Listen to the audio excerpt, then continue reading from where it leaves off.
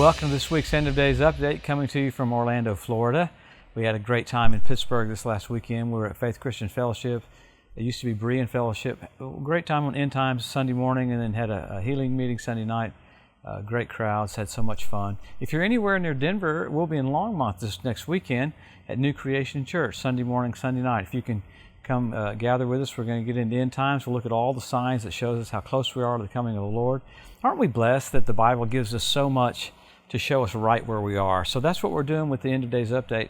We're coming to you every week to look at what's happened around Israel that literally points to the coming of the Lord, and also the gathering of the nations for the Ezekiel 38 war, because we see that being a setup, because the rapture is signless, but the second coming has tons of signs.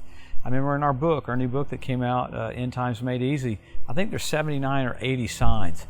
We got some permission from Clarence Larkin to use his graphs and his charts, so it's cool. You can glance at it and see where you are. So why would we want to know where we are? I hear people say, well, why do we need to know about the coming of the Lord? Well, you make changes. When you see the finish line, a runner doesn't slow down, he accelerates. It's all about an acceleration mentality.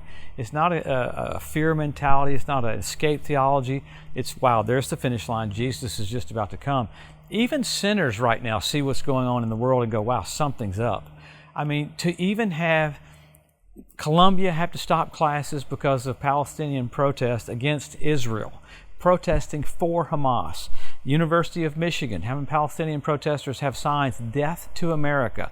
Harvard, Yale, goes on, NYU, all these young people protesting against Israel. I like what one person said in Israel, it's just like Germany in 1938 with Hitler, everyone going after the Jews. Unbelievable. Let's pick up with what's happened though this last week. So many things are happening that are radical. You had yesterday or last night, 40 different sites were hit by the Israeli Defense Forces inside of southern Lebanon. I mean, you got 40 different locations because the night before you had Hezbollah firing anti-tank missiles into northern Galilee. You had a couple of Israeli houses that were hit by those anti-tank missiles.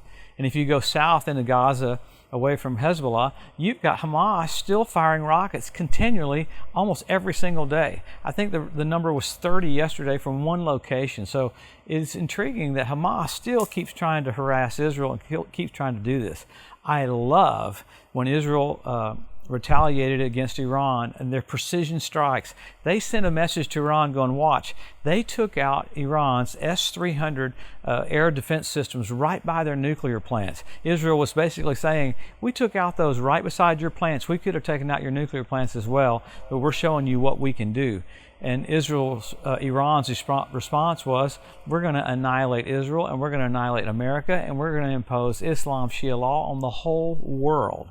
Well, I think they're going to notice some pushback on that. But you see all this escalating because why? Jesus is just about to come. And remember when Jesus was talking to the Pharisees, he said, hey, you can tell what the weather's going to be, but you don't know your hour of your visitation. So Jesus wanted them to know. So we look at all these things that radically point to the second coming of the Lord, and it's a wake-up call. You had North Korea this last week.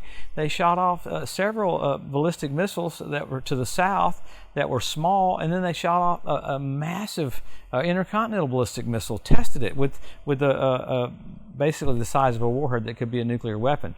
Along with that, you had Iran being talked about their uranium that's enriched so far. I think Israel's going to have to do something really soon to take that away from Iran's arsenal. Also, you had the UN's Antonio Guterres make a statement. The next disaster that comes forward, he should have the power to dictate what happens and what doesn't happen in response to all that. So it's wild you got these guys coming on the scene wanting to be one world leaders and one world rulers. You hear that from different locations all over the earth. So you had tons of earthquakes in Taiwan, radical flooding in China. You had flooding so bad in Russia that they were concerned about the uranium enrichment getting flooded and contaminating everything. So you've got all these things pointing to the coming of the Lord, along with the different asteroids that have been coming out. So one thing after another, along with Iran boasting that they're going to wipe Israel off the map. But you watch, Israel's talking about going into Rafah so soon. Everybody's all mad at them about doing that, but they're going to have to do that because Israel's basically taken out 50% of Hezbollah's main leaders. I mean, that's with precision strikes to take them out. So It's pretty wild to watch how flawless Israel can do this, and then the rest of the world gets mad at them. I talk about the attack that was last week, how Israel hit that one place where those two generals were, but right beside it on this side, right beside it on the other side, nothing was done. Listen to this.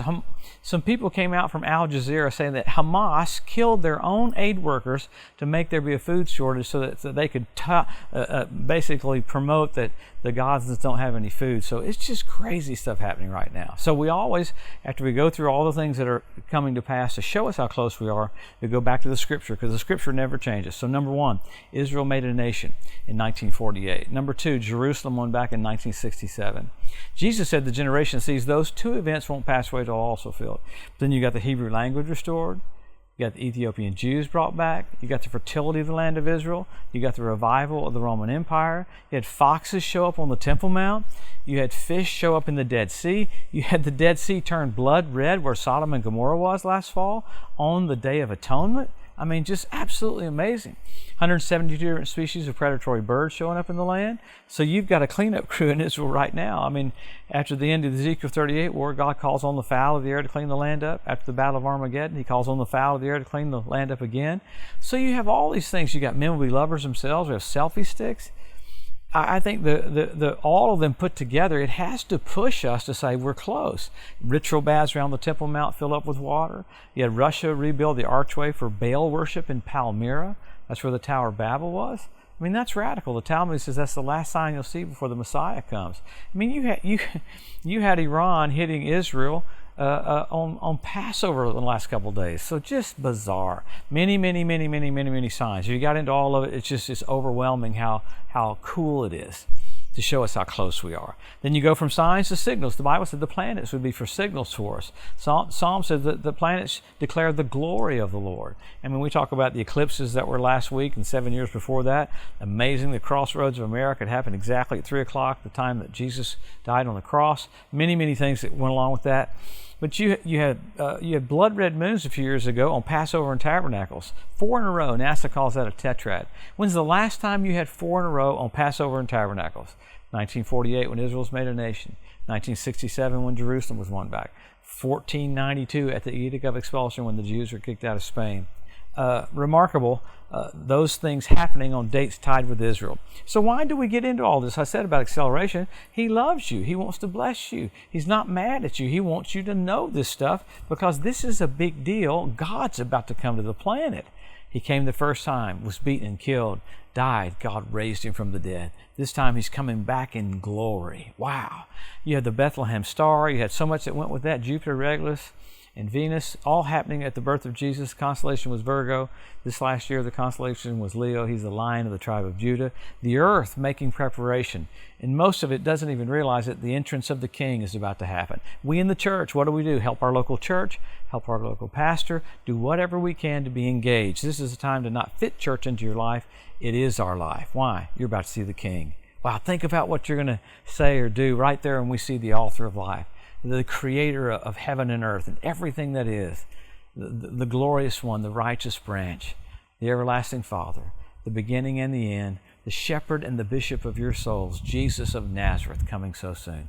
Have a blessed week. We'll come back and see what Israel's done. They probably have gone into Rafah, probably had to hit some targets in Damascus. We'll see what Russia's done about the Ukraine getting more aid. That aid package was passed for Israel and the Ukraine. Radical Bible days are here. Jesus is just about to come. Have a blessed week. We'll see you next Wednesday.